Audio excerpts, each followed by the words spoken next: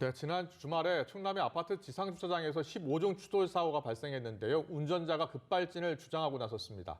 하지만 급발진 사고는 입증 여부를 제조사가 아닌 운전자가 책임을 져야 해서 인정받기가 쉽지 않습니다. 네, 급발진 사고 소송의 쟁점이 무엇이고 또 입증 책임을 제조사가 아닌 운전자가 지는 게 과연 맞는 건지 또 해외 사례는 어떤지 함께 알아보겠습니다.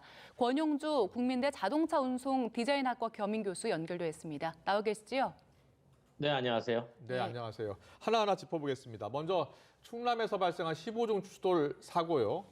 일단 현장 화면은 저희가 확보를 했는데 영상을 좀 보여주시고요. 어떻게 보십니까? 운전자는 급발진 사고라고 주장하고 있거든요. 기본적으로 일단은 주행 자체가 네. 15중을 할 정도로 이미 사고를 인지했음에도 불구하고 예. 멈추지 않을 사람은 없겠죠. 네네. 그러니까 이게 의도적으로 가속한 걸로 보기는 꽤 어렵다라는 판단은 충분히 낼 수가 있을 겁니다. 그렇군요. 예, 일단 경찰에서는 사고 원인을 조사하고 있는데 급발진 여부 알아볼 때 어떤 기관에서 어떤 것들을 조사합니까? 보통 이제 급발진의 여부를 확인하기 위해서 이제 경찰이 국과수로 보내고 네. 이제 국과수에서는 관련된 또 자동차 관련 기관인 교통안전공단 산하 기관에 보내서 네. 일단 이벤트 데이터를 뽑아냅니다. 여기서 이벤트 데이터라는 게 뭐냐면 여기서 이벤트는 사고를 의미하고요. 예, 예. 그 사고가 나기 전까지 가속 페달을 밟았냐, 브레이크 페달을 밟았냐라는 게 기록에 남게 돼 있습니다. 예. 그 기록을 뽑아서 가속 페달을 밟았다 또는 브레이크 페달을 밟았다를 이제 판단을 하게 되죠. 그런데 그 이벤트 데이터를 가지고 사례를 봤을 때 예. 실제로 현상은 급발진이라고 주장을 했지만 네. 그 순간에 가속 페달을 밟았다라고 나온 결론은 아직 없었다는 거죠. 그런데요, 그 기록에 가속 페달을 밟지 않아도 기록에는 표시될 수도 있지 않나요? 그러니까 이제 그 조금 전에 말씀하신 게 이제 그게 맹점인데 기본적으로 급발진 자체는 상식적인 현상이 아니잖아요. 네. 그런데 자동차 안에 있는 그 전자장치 컴퓨터는 그 급발진 자체를 인식하지 못하고 예. 그냥 정상적인 작동으로 판단착오를 일으킬 수 있다는 거죠. 그렇군요. 그렇게 예. 되면은 그 기록 결과는 문제가 없음으로 나오게 되죠. 그렇다 보니까 이 자체를 입증하기가 대단히 이제 어렵다는 거죠. 그렇군요. 네, 예. 이번에는 다른 급발진 사고를 함께 짚어보겠습니다. 지난해 12월 강릉에서 있었던 사고인데 영상을 좀 먼저 보여주시겠습니까? 네. 지난해 12월 강릉에서 60대 여성 운전자가 손주를 뒷좌석에 태우고 가다가 갑자기 차의 속도가 빨라집니다. 그래서 지하 통로에 추락하는 사고가 있었는데 그 1차로 추돌을 하고 나서 그 다음에도 속도를 줄이지 못하고 600m가량을 더 갑니다. 그러다가 왕복 4차로 도로를 넘어가서 지하 통로에 추락한 뒤에야 멈춰섰는데 이때 이제 손자는 사망을 했고요. 유족 측에서는 급발진 사고를 주장하고 있는데 이번 사고는 전문가 입장에서 보기에 어떤 상황입니까? 그러니까 상식적으로 이미 그 제어등이 쉽게 말하면 브레이크를 밟았다는 게 그 뒤에 미러램프에서 확인이 되잖아요. 예, 예. 그런 상황이라면은 운전자가 브레이크 페달을 밟았구나. 그러면 브레이크가 지금 듣지 않는 상황이다라고 우리가 추정을 할 수가 있겠죠. 예, 예. 근데 급발진 같은 경우에는 물론 실제로 판단을 내보면 오조적인 경우도 있지만 네. 아무리 베테랑 운전자가 급발진을 하지 않을 가능성이 있다고 하더라도 네네. 운전을 잘하는 사람도 물론 순식간에 착각할 수는 있지만 예. 기본적으로 가속 페달을 밟았다고 했을 때 차가 앞으로 간다는 걸 인지를 못할 사람은 없다는 거예요. 예, 예. 그러면 이제 분명히 운전 정도 하는 사람들은 바로 가속 페달에서 발을 옮겨가지고 브레이크 페달로 옮겨갈 텐데 네네. 그 브레이크 자체를 밟아도 듣지 않는다라는 거니까 네. 그러니까 세우는 것 자체가 어려우니까 이걸 어떻게 좀 제조사가 무언가 좀 조치를 취해야 되지 않겠느냐라는 생각을 충분히 해볼 수 있죠. 그렇군요. 예. 그럼 브레이크를 밟으면 이제 뒤에 등 표시가 나기 때문에 브레이크를 밟았다라는 것을 우리가 확인할 수 있는데요. 지금 조금 전 소개해드린 그 사건, 지난해 12월 강릉에서 난 사건은 소송으로 가고 있는 것 같더라고요. 그런데 소송 네네네. 책임을 운전자가 져야 한다는 게 무슨 뜻입니까? 그 입증 책임을. 그러니까 기본적으로 저도 급발진 관련해 가지고 오랜 시간 동안 많은 이제 연구자들하고 얘기를 해보면 예, 예. 이 급발진에서 가장 중요한 건 그 급발진이 일어났다는 그 현상 자체가 재현이 돼야 됩니다. 예. 그런데 지금 아직 과학적으로 그 원인을 알 수가 없는 상황이에요. 그러다 보니까 그 순간 자체가 재현이 되지 않는 거죠. 그러면 소비자 입장에서는 이걸 법원으로 가져갈 수밖에 없는 상황이잖아요. 할 수 있는 예, 예. 방법이. 예. 그렇다면 법원이 이걸 인정을 해줘야 되는데 음. 그 법원 자체도 증거가 없다는 거죠. 그런 네. 측면에서 인정이 쉽지 않다라는 거예요. 그러면 그렇군요. 소비자가 입증을 해야 되면 소송 과정에서 제조사는 어떤 거랍니까? 그러니까 이게 흥미로운 거는 2020년에 예. 그 법원이 급발진으로 인정한 사례가 한 건 있습니다. 한 건 있다고요? 예. 네, 한 건이 있는데 이때 내용을 자세히 들여다보면 예. 많은 언론에서는 제조사가 책임지는 걸로 보도가 됐지만 그게 아니고 아. 일단 운전자의 오조작 가능성이 낮다. 아. 그러니까 이것은 급발진 결함으로 인정할 수는 없으나 예. 어쨌든 운전자가 실수한 건 아니다. 그러니 제조사가 보상을 해라. 이렇게 결론이 난 겁니다. 네네. 그러면 그 당시에는 차의 속도가 올라갔을 때 비상등을 분명히 켰고 그 운전자가 다른 차에게 피해를 입히지 않기 위해서 이제 막 갓길로 주행을 했단 말이죠. 예. 그 자체는 운전자가 급발진에 대응한 행동이었다는 거죠. 그렇군요. 근데 예. 근데 이제 이게 반대로 얘기해 보면 음. 그렇다고 제조사에게 책임은 분명히 지운 거지만 그 원인 자체가 자동차에 있다라고 결론낸 건 또 아니었습니다. 아, 그렇군요. 애매한 판결을 한 거예요, 보면.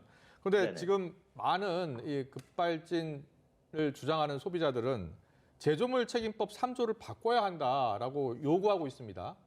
그 제조물 책임법 3조를 보면 피해자가 이 제조물에 결함이 있었고 손해가 발생했다는 사실을 입증해야 한다 이렇게 써져 있거든요. 이거 어떻게 고칠 수 없겠습니까? 고쳐야죠. 이게 반대로 얘기하면 예, 제조사가 제조물에 결함이 없다라는 걸 역으로 인정하라는 거예요. 예, 이게 이제 미국 같은 경우는 제조사가 소비자에게 교환 환불 보상 등을 규정한 미국의 소비자 보호법이 있는데 이게 내용이 약간 비슷합니다. 쉽게 아. 말하면 제조사가 만든 제품에 문제가 없다는 걸 제조사 스스로 입증을 해라. 아, 예, 예, 예, 그렇지 않으면 보상을 해주도록 돼 있는 거죠. 그런데 이제 우리는 반대로 네, 소비자가 이게 문제가 있다라는 거를 입증을 하도록 해놨으니까 네, 조금은 미국과는 좀 차별이 좀 있는 그런 조항이니까 개선이 좀 필요한 부분은 없잖아 보입니다. 예, 교수님이 이제 이 문제 수년간 들여다봤으니까요. 이 법안이 왜 개정이 안 되는 거예요? 좀 전에 말씀드렸다시피 이게 제조사가 결함이 아니라는 거를 지금 입증을 해주고 있는데 그 제조사조차 아직 원인 파악을 할 수가 없는 상황이에요. 네. 그러다 네. 보니까 제조사도 원인을 모르고 소비자도 원인을 모르는데 미국 같은 경우는 그 원인의 책임을 제조사한테 보다 많이 지운 거고, 아, 예. 예.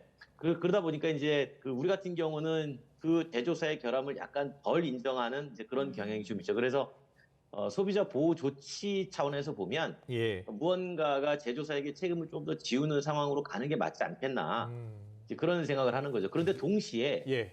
제조사도 아직 원인 파악을 못하니까 네네. 정부가 좀 나서가지고 같이 원인 파악에 좀 더 많은 연구와 시간을 좀 들여야 될 필요성도 같이 제기가 되고 있는 겁니다. 예. 네. 국내에서 급발진으로 의심되는 사고들이 꽤 있었는데 이런 사고들이 그 소송으로 갈 경우 급발진으로 인정된 사례가 그동안에 있긴 했었습니까?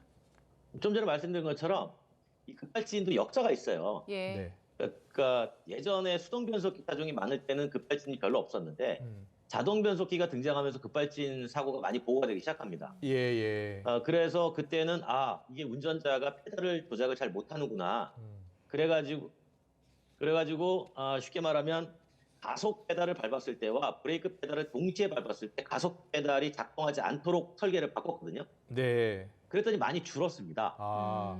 네, 이제 그런 상황에서도 역시 급발진이 계속 됐단 말이에요. 예, 예. 그래서 이제 그때 취한 조치가 변속기 자체에 무언가 문제가 있을 가능성이 있어서 예. 이제 변속기에도 뭔가 조치를 했더니 또 많이 줄었어요. 그러니까 여러 네. 가지 줄긴 했으나 그럼에도 불구하고 여전히 발생하니 이 자체는 제조물에 무언가 문제가 있다. 아. 그래서 여러 가지 연구를 시도하고 또 원인을 밝혀내라고 많은 노력을 했었습니다. 네. 그럼에도 네. 불구하고 원인을 밝혀내지 못하다 보니까 법원도 쉽사리 제조물의 결함으로 인정하기가 좀 어려웠던 거죠.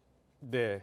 해외에서는 급발진이 인정된 사례가 있었다고 들었습니다. 언제였고 어떤 사례였습니까?